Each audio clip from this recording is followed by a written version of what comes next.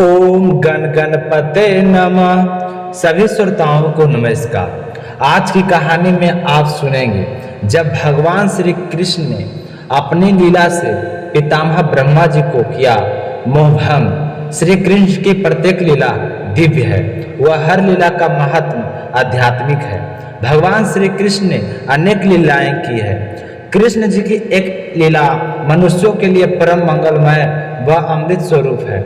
जब श्री कृष्ण भगवान मात्र 6 दिन के थे तब चतुर्दशी के दिन राक्षसी पुतना का वध किया था, और जब 3 महीने के हुए तो करवट उत्सव मनाया गया।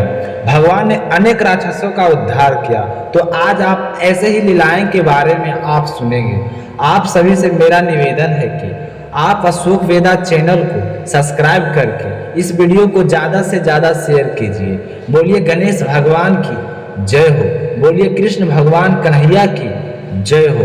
एक बार भगवान श्री कृष्ण ग्वाल बलों के साथ भोजन कर रहे थे और उनके बछड़े हरी हरी घास खाने के लालच में घने जंगल में दूर चले गए। जब ग्वाल बालों का ध्यान बछड़ों की तरफ गया तो वह भयभीत हो गए। उस समय भगवान श्री कृष्ण ने कहा कि मित्रों, तुम चिंता मत करो, तुम लोग आराम से भोजन करो, मैं अभी तुम्हारे बछड़ों को ढूंढ कर ले आता हूँ।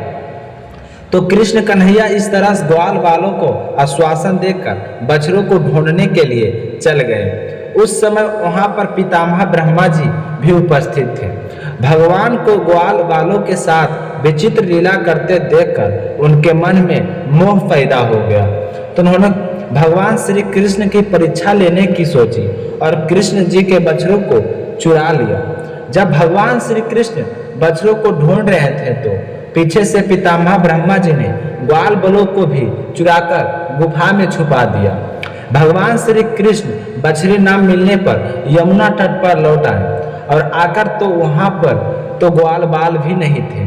तो यह देखकर कृष्ण कन्हैया तुरंत ही जान गए कि यह तो ब्रह्मा जी की चाल है।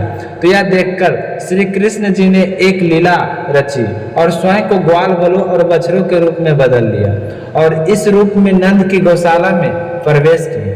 तो वहां पर कन्हैया को इस रूप में कोई पहचान न सके।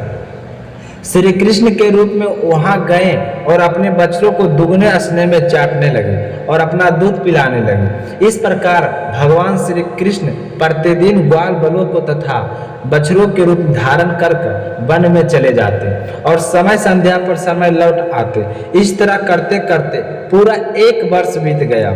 जब पितामह ब्रह्मा जी ब्रह्मलोक से लौटे तो उन्होंने श्री कृष्ण को ग्वाल बलों और बछड़ों के साथ पहले की तरह खेलते देखा तो वह सोचने लगे कि ग्वाल बलों और बछड़ों को तो मैंने चुराकर छुपा दिया था, वह तो मेरी शक्ति से अचेत गुफा में बंद है और आज भी वहीं पे सो रहे हैं, फिर उतने ही बालक और बछड़े कहाँ से आए हैं। तो यह देखकर ब्रह्मा जी तो हैरान हो गए कि श्री कृष्ण को मोहित करने चला था और उन्होंने भी मुझे मोहित कर दिया। ब्रह्मा जी यह समझ में आते ही वहां पर ग्वाल बलों और बछड़े श्री कृष्ण के रूप में दिखाई पड़ने लगे। तो यह अत्यंत आश्चर्य में दृश्य देखकर पितामह ब्रह्मा जी के समझ में कुछ नहीं आया। वे भगवान श्री कृष्ण के तेज से निस्तेक मौन हो गए, जबकि पितामह ब्रह्मा जी समस्त विद्याओं के केंद्र हैं, फिर भी भगवान श्री कृष्ण को समझने में असमर्थ रहे। उनकी आंखों मुंद गई। जब भगवान श्री कृष्ण ने ब्रह्मा जी की आत्मसमर्था देखी तो अपनी माया को पर्दा हटा लिया। इसके बाद पितामह की आंख खुल गई और उन्होंने ब्रह्म ज्ञान हुआ। ब्रह्मा जी ने यह देखे कि श्री कृष्ण जैसे पहले ग्वाल बलों और अपनी गैया को ढूंढ रहे थे वैसे ही आज ढूंढ रहे हैं। यह सारी लीलाएं पितामह को अब स्पष्ट हो गई थी। तो पितामह ब्रह्मा जी अपने हंस पर कूद पड़े और भगवान श्री कृष्ण के चरणों में गिर पड़ गए। तो पितामह की आंखें से आंसुओं की धारा गिरकर श्री कृष्ण के चरणों में लगी। तो पितामह ने फिर हाथ जोड़कर बड़ी नम्रता से अपने अपराध के लिए क्षमा मांगी और ग्वाल बलों और गैयों को बछड़ों को लौटा दिए और श्री कृष्ण का स्मरण करते हुए ब्रह्मलोक को चले गए। तो आज की कहानी आपको कैसा लगा कमेंट करके जरूर बताइए। और ऐसे ही छोटी छोटी रोचक और ज्ञानवर्धक कथाओं के लिए अशोक वेदा चैनल को सब्सक्राइब जरूर कीजिए। आप सभी का बहुत बहुत धन्यवाद।